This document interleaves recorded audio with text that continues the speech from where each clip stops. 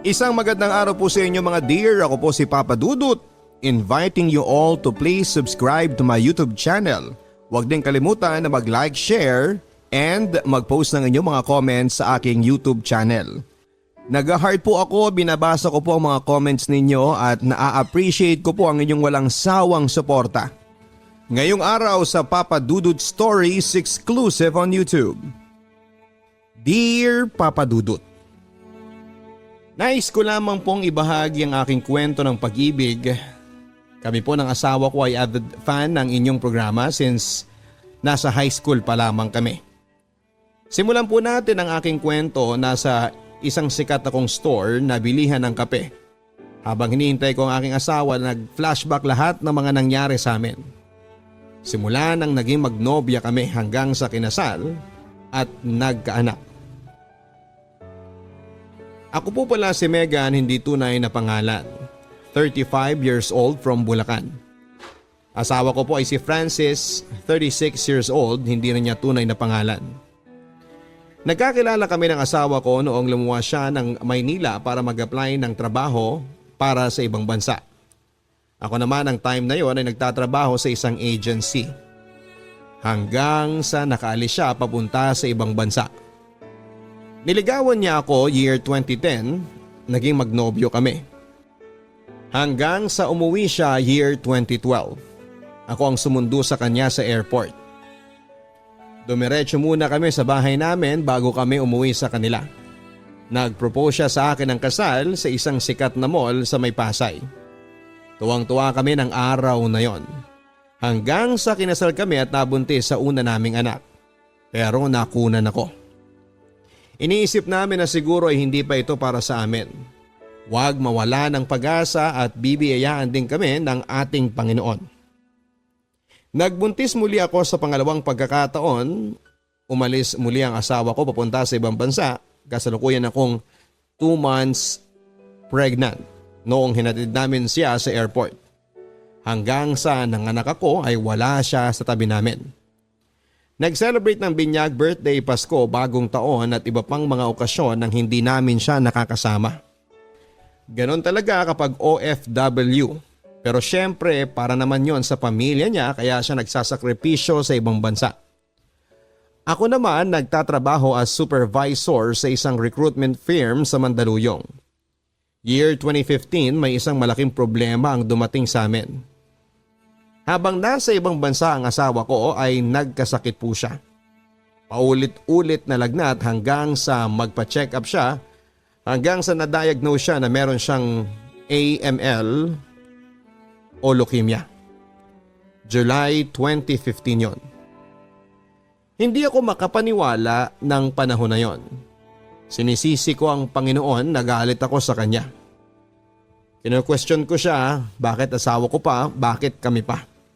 Paano na kami? Paano na ang anak namin? Hindi ko kakayanin ang hirap at sobrang bigat ng pinagdadaanan namin ng panahon na yon, Papa Dudut.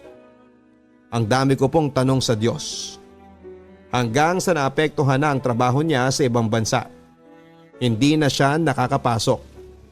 Napilitan ako mag-resign sa trabaho ko kasi wala na kaming pasahod sa mga kasama namin sa bahay at taga-alaga ng anak namin. Gabi-gabi akong umiiyak noon, niyayakap ko noon ang anak ko. Nakakatulog na lamang ako ng umaga ang aking mga mata. Minsan nga ay hindi na ako kumakain ng maayos. Hindi ako makatulog sa kakaisip sa kanya. Kumusta na kaya siya doon? Gusto ko siyang alagaan, gusto ko siyang puntahan pero wala akong magawa. Nagtry akong pumunta sa kanya pero alam mo naman sa Pinas dahil kailangan ng papeles bago ka makapunta sa ibang bansa. Hanggang isang araw ay tumawag siya, masamang balita, tinapat na raw siya ng doktor na hindi makakatulong sa kanya ang puro blood transfusion at chemotherapy. Kailangan na niyang mag-undergo ng bone marrow transplant. Papa Dudut, natatakot ako sa mga posibleng mangyari sa kanya habang nasa ibang bansa siya. Dasal na lamang ang kinapitan ko. Sana bigyan pa siya ng pagkakataong mabuhay ang asawa ko. Yun lagi ang hiling ko sa Diyos, Papa Dudut. Kung ano man ang purpose niya, maluwag na lang naming tatanggapin. Pinaubaya na namin sa kanya lahat, sinurrender na namin lahat sa kanya. Kay Lord na lang ako lagi, bahala na ang Panginoon. Meron po siyang kapatid na babae doon sa bansang yon. Nag-undergo ng mga laboratory test para siya ang maging donor ng asawa ko. Pero masamang balita na naman. Hindi sila perfect match ng asawa ko. Noong time na yon, yung kuya niya nasa Japan, habang nasa Japan ay nag-undergo siya ng mga lab test. Pinadala sa Taiwan kung saan nandun ang asawa ko. Perfect match silang dalawa. Kaya dali-dali nag-asikaso ang kuya niya, bayaw ko papunta sa asawa ko. Mula Japan ay nagbiyahe siya papunta ng Taiwan at umaasa at nagdarasal kami na maging okay na ang lahat. Hanggang sa naisagawa na ang transplant August 2015 at naging donor niya ang kapatid niyang lalaki. Papa Dudut. Naging successful ang transplant hanggang sa nakabalik na ang kuya niya sa Japan at yung asawa ko patuloy na nagpapagaling sa ospital. Hindi kami bumitaw sa Panginoon, lahat ay pinagpasa Diyos na lang namin. Hanggang sa nakatanggap kami ng magandang balita na okay na ang asawa ko at pwede na siyang lumabas ng ospital. Cancer-free na siya. Naka-survive siya, Papa Dudut. May mga binigay na sa kanyang mga gamot at monthly check-up. Hanggang sa nakauwi na siya ng Pilipinas, sinundo namin siya. Tuwang-tuwa ako, Papa Dudut, walang pagsidla ng tuwa. Napakabuti ng Panginoon at binigyan pa niya kami ng pagkakataon na makasama pa namin ang asawa ko. Hanggang sa nagbalik siya sa ibang bansa para makipagsapalaran muli bilang OFW. Ako naman ay bumalik na sa pagtatrabaho. Nakapasok ako sa isang government company, naging okay naman kami, nakapag-ipon hanggang sa nakapag-put up kami ng isang maliit na negosyo. Naisipan na niyang umuwi ng Pilipinas for good at mag-focus sa business namin. At unexpected blessing ang dumating, nagbuntis muli ako. Hindi talaga namin inaasahan kasi ang sabi sa kanya ng doktor ay maapektuhan ng reproductive niya at baka hindi na siya magkaanak pa. Blessings talaga, napakabuti ng Panginoon. Napapangiti na lamang ako ng mga oras na yon nang dumating na ang asawa ko. Tinatanong niya ako kung bakit ako napapangiti at ang sabi ko na lang, wala. Naisip ko lang yung mga pinagdaanan natin sa buhay. Tinanong ko siya na bakit ngayon ka lang. Sagot naman niya kasi ang dami pang deliver kanina, nakakaya sa mga customers na tumatawag. Hinintay niyang matapos lahat ng deliver saka siya umalis at iniwan na lang yung tao namin doon. Sa ngayon, Papa Dudut, ay madalawa na po kaming anak, isang 7 years old at turning 8 sa September. At kakaisang taon lang ng bunso namin noong January 2021. Sa buhay natin, ang dami nating mapagdadaanan. Madadapa pero matututo tayong bumangong muli. Huwag lang tayong mawalan ng pag-asa at mas lalo nating patatagin ang pananampalataya sa Kanya. At hindi niya tayo pababayaan. Kapag Panginoon ang kumilos, the best talaga. God is good all the time. May purpose tayo kaya tayo nandito sa mundo. Pangalagaan natin ang buhay na ibinigay niya sa atin dahil ito'y hiram lamang. Salamat, Papa Dudut, sa pagbasa ng sulat ko at hindi man ako magaling magkwento. Sana po ay meron kayo napulot na aral. Muli, ito po ang aming kwento ng pag-ibig. Thank you so much and God bless. Muli, ako po si Megan. Maraming salamat po.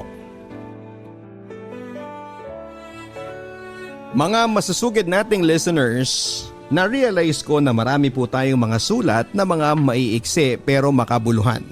Kaya naman I decided for today's episode na basahin ang ating mga storyang kahit maiksi pero pagpupulutan po natin ang mga aral at inspirasyon.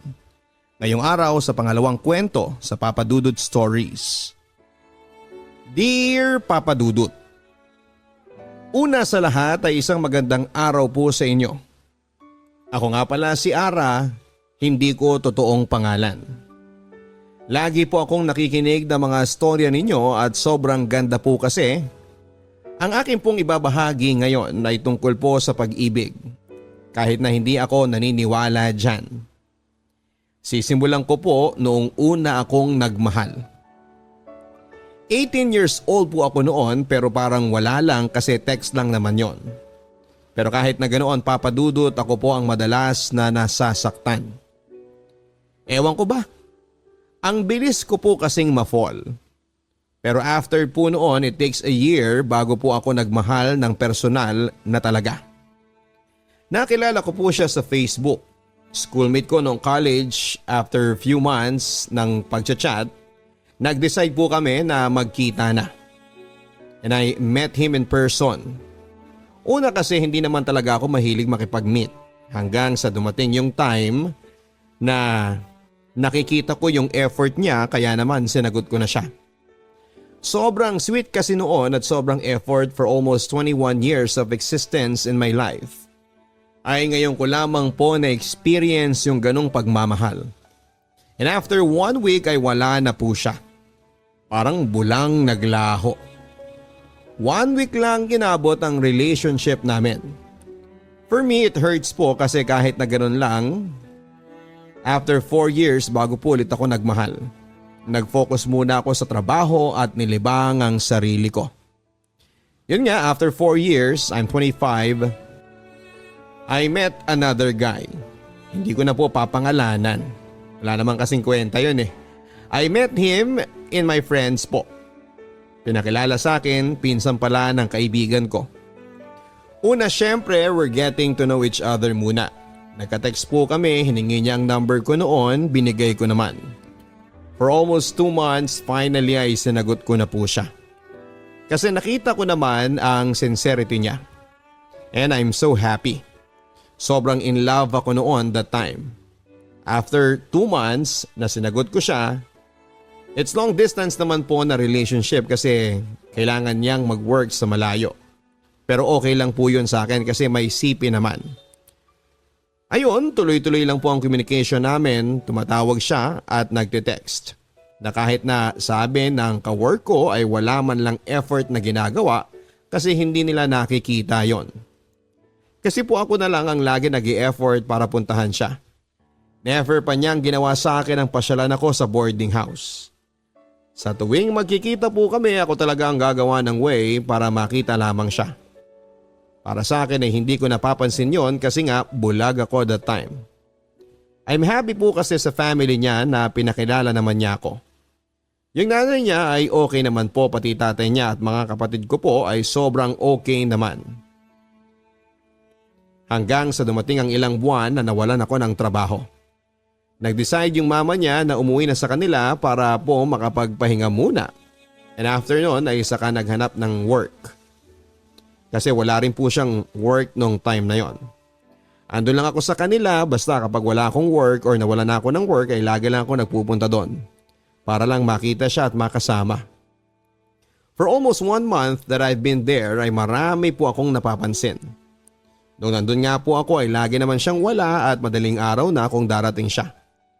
Ang saklap, Papa Dudut. Parang pinaparamdam po niya sa akin na wala lang ako. Nandun nga ako pero hindi naman niya ako binibigyan ng time. Ang laging nire-reason niya ay nandun naman daw ako sa bahay nila. Magagala lang daw siya at magbabasketball. Everyday po yun ang ginagawa niya tuwing hapon. At laging nagpapabango.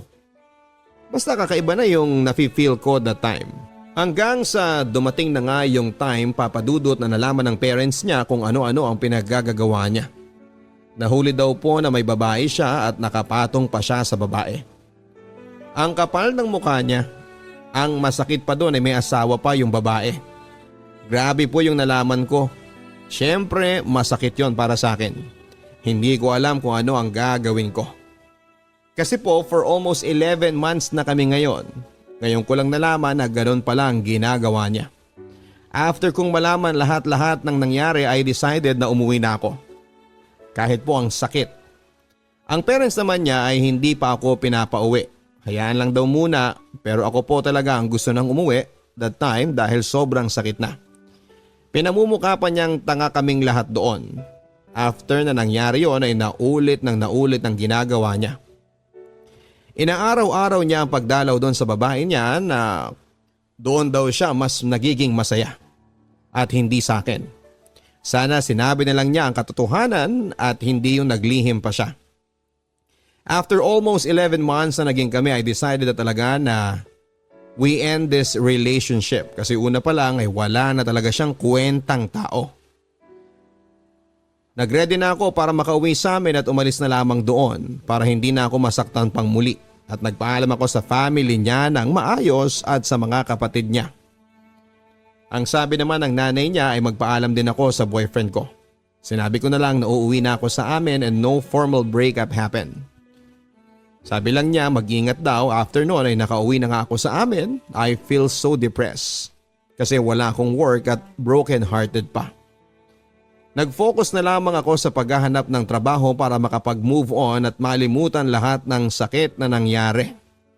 After few months ay nakahanap na rin ako ng trabaho. At 1 month later nang nagte-text at tumatawag pa sa akin yung walang hiyang lalaking yon.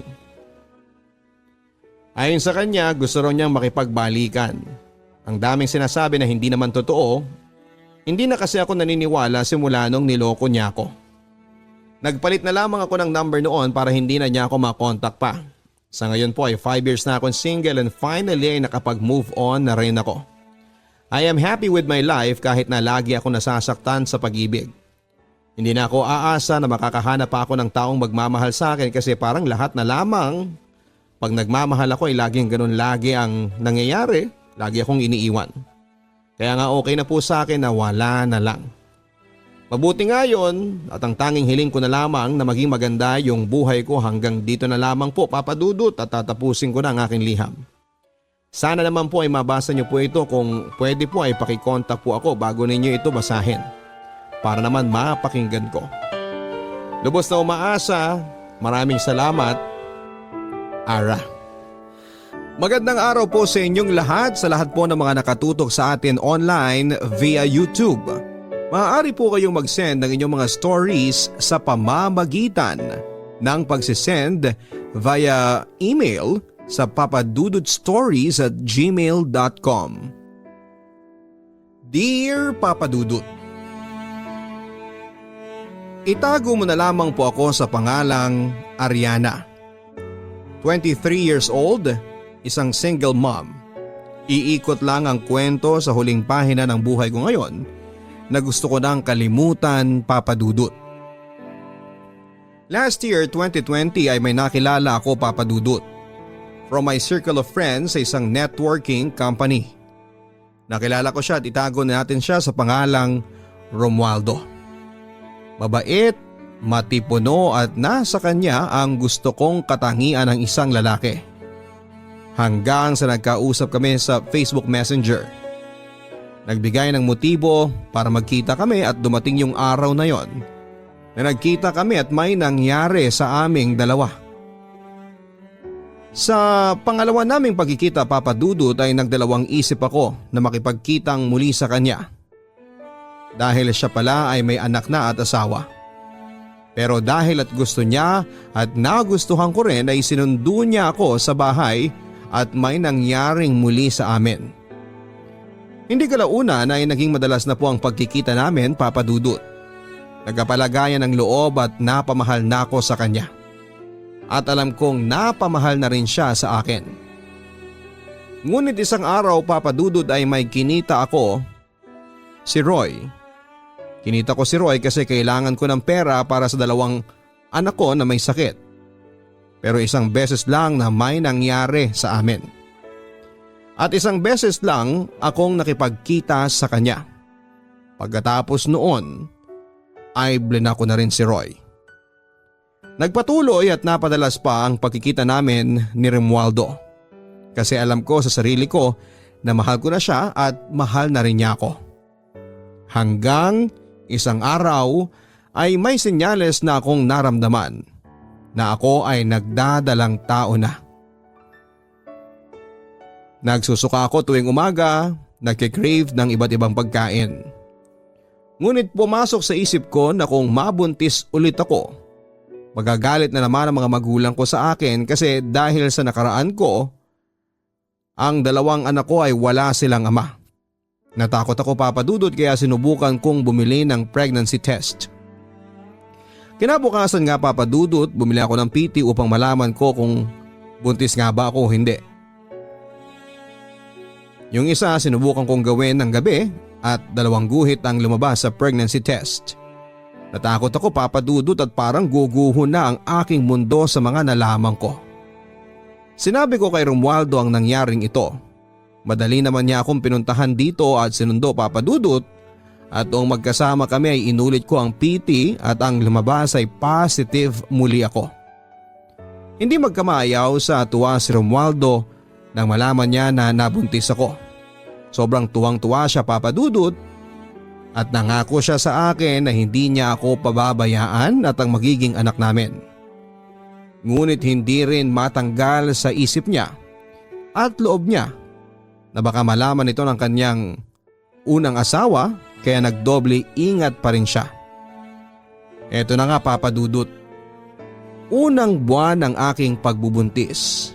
Talagang hindi niya ako pinabayaan at mas lalo akong napamahal sa kanya. Nakakasama ko siya tuwing ako ay nagpapacheck up sa aking OB-GYN. Papa Dudut, kay Romualdo ko naramdaman lahat ng gusto ko sa isang lalaki. Lahat ng katangian na gusto ko ay nasa kanya na. Sobrang mahal na mahal ko na siya. Ika-4 na buwan ng aking pagbubuntis noon. Birthday ko Papa Dudut, niregaluhan niya ako ng cellphone at gamit ko pa sa ngayon yon. Alam ko Papa Dudut na napamahal na rin siya sa akin at lahat ng effort niya ay sobrang na-appreciate ko. Sa gitna ng aming pagsasama, meron ding dumating sa amin na parang isusuko ko na ang relasyon namin kasi baka mahuli kami ng asawa niya. Meron din kaming pag-aaway minsan pero mas nangingibabaw pa rin ang pagmamahal namin sa isa't isa. Marso nitong taon Papa Dudut nang manganak ako sa aming anak ni Romualdo. Sinamahan niya ako sa ospital kasama ang aking ina. Nakipagtao at nakiusap pa siya sa aking inay at sinabing, "Ma, huwag po kayong mag-alala. Hindi ko po sila pababayaan." Nang marinig ko yon na sinabi sa akin ng aking inay ay sobrang tuwang-tuwa ako at mas lalo ko siyang minahal. 11:51 nang pinanganak ko ang anak naming lalaki ni Romualdo. At sobrang tuwang-tuwa siya kasi siya lang ang anak niyang lalaki. May dala pa siyang bulaklak at cake sa aming anak. Siya lahat ang nagbayad sa lahat ng hospital bills at talaga namang hindi niya kami pinabayaan. Sa pagkakataong ito Papa Dudut ay hindi ako magkamayaw sa tuwa dahil naranasan ko ito sa piling niya. Papa Dudut, nakauwi naman kami sa bahay pagkatapos ng 3 araw sa ospital. Naging responsableng ama si Romualdo Papa Dudut. Sinasamahan kami ng anak ko tuwing nagpapacheck up kami sa pedya ng anak ko at nagbibigay siya ng sustento sa amin. Maala fairy tale ang nararamdaman kong ito Papa Dudut. Akala ko eto na ang happy ending para sa aming dalawa. Hanggang sa 3 buwan na ang anak namin ni Romualdo Papa Dudut nang magplano siya na kumuha ng health insurance. Sa pagkuha niya ng insurance Papa Dudut ay may mga requirements pala siya na dapat gawin na magpa-test or general check-up. Sa madaling salita ay pinagawa niya lahat ng test na kinakailangan. Ngunit nalaman niya na siya ay may diferensya sa puso Papa Dudut. Heart enlargement daw. Nang sinabi niya sa akin ito Papa Dudut ay naiyak ako at sobrang nag-worry para sa kanya. Niyakap ko na lamang siya Papa Dudut.